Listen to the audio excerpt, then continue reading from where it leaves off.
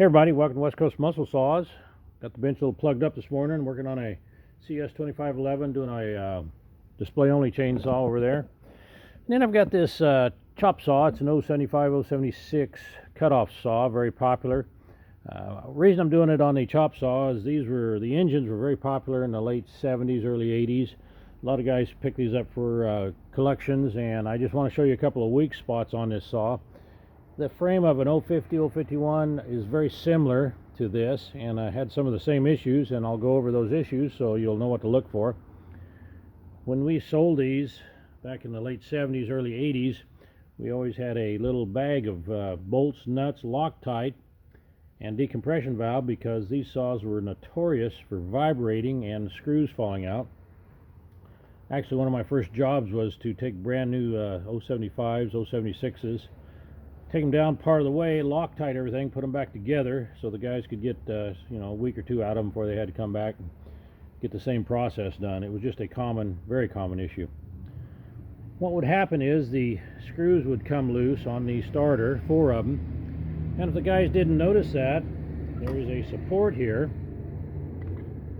on the air cleaner box, and if you would put this on a strobe light, you would notice this thing, you'd see it. We actually did this, see it just sit there and just work and oscillate around and work everything loose.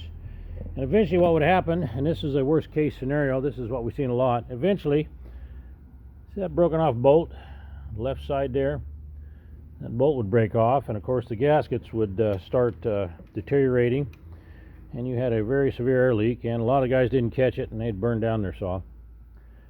So just be aware. What you need to be watching for on these saws is to make sure all the bolts are tight and everything is nice and tight, and make sure you got that support. If you don't have one, it's easy to build one out of a little piece of metal stock. And I'm going to take a break here, and I'm going to see, oh yeah, I want to show you something here. This is a tool that we came up with years ago to help us get you got to get that centered perfectly when you drill that, and a lot of guys have a hard time with it.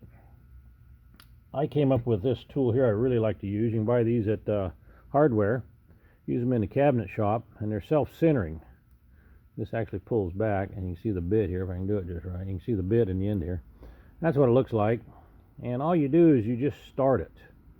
You don't have to drill all the way. You just want to get that thing centered, so then you can take a smaller drill it, and then use an easy out. We'll get back here in a minute. We'll see how it works. Here's the drill I used, and let me show you how I got that. I got it really close to center.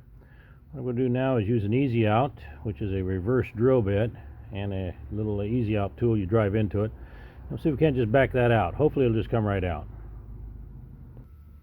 Okay, I just started drilling it, and look at that. It just caught using my reverse drill bit, the old faithful drill here, and it just caught perfectly, and it started backing out. It's coming out.